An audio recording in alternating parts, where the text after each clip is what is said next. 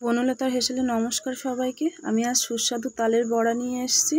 আমি তালটাকে কিন্তু ধুয়ে মুখটা ছাড়িয়ে নিয়েছি। খোসাগুলো ফেলে আমি আটিটা বের করে নেব। আটিটা অনেক শক্ত ছিল, একটু হাত দিয়ে চটকে নিলাম। তোমরা যে যেভাবে পারো করে নিও। আমি একটা ঝুড়ির মধ্যে দিয়ে শাঁসটা বের করে নেব, এটাই আমার সুবিধা, তবে তোমরা তোমাদের সুবিধা অনুযায়ী করে নিও। আমি কিন্তু তাল শাঁসটা বের করে নিচ্ছি ঝুড়ির সাহায্যে। আমার এতটা পরিমাণে এসেছে দেখো তালের দুটো তালের শাঁস। আমি এবার তালের ফুলুরি বানাবো। আমি একটা গামলার মধ্যে ময়দা নিয়ে নেব। তোমরা যে যেটা পারবে, আটা সুজি সব কিছু দেওয়া যাবে, তবে আমি একটা উপকরণ দিয়ে বানাচ্ছি। ময়দার মধ্যে আমি একটু কালো জিরে ছড়িয়ে দেব যাতে খেতে টেস্টি হয়, আর আমি পরিমাণ মতো লবণ দেব।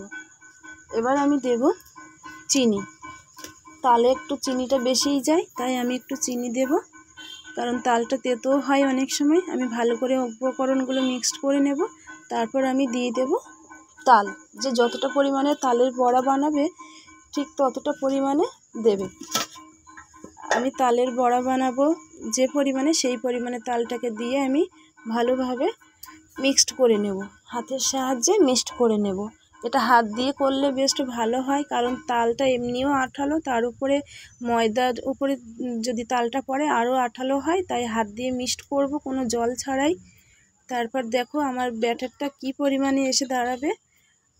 এই যে আমার পুরোপুরি তালের ব্যাটারটা রেডি। আমি কিন্তু একটা কড়াই বসিয়ে এবার আমি পরিমাণ মতো তেল দেব। যে পরিমাণে তেলটা দিলে তালের বড়াগুলো ভালো উঠবে, ডুবো ডুবো থাকবে, আমি তার জন্য তেলটা দিয়ে দিলাম। লো হিটে রাখবো, খুব হিট করব না, কারণ তালের বড়াগুলো দেখা গেল পুরোটা ছাড়ার আগে তলার দিক দিয়ে লালচে হয়ে আসে, ধরে যায়, তার জন্য আমি পরিমাণে রেখে ছোট্ট ছোট্ট আকারে তালের ফুলুরিগুলো দিতে থাকবো। ভিডিওটা পুরোটা দেখে সাথে থেকো আর সাবস্ক্রাইব করে পাশে থেকো। আমার কিন্তু পুরোপুরি তালের বড়া রেডি। এবার আমি কিন্তু এগুলো নাড়াচাড়া করে দেখো লাল হয়ে এসছে কালারটা। হ্যাঁ, কি সুন্দর লাগছে, অপরূপ দৃশ্য যেন একটা। আমার তাল ফুলুরি কিন্তু রেডি। আমি এবার তুলে নেব। বেশিক্ষণ রাখবো না, কারণ বেশিক্ষণ রাখলে কিন্তু তেতো হয়ে যাবে। আমার তাল ফুলুরি পুরোপুরি রেডি।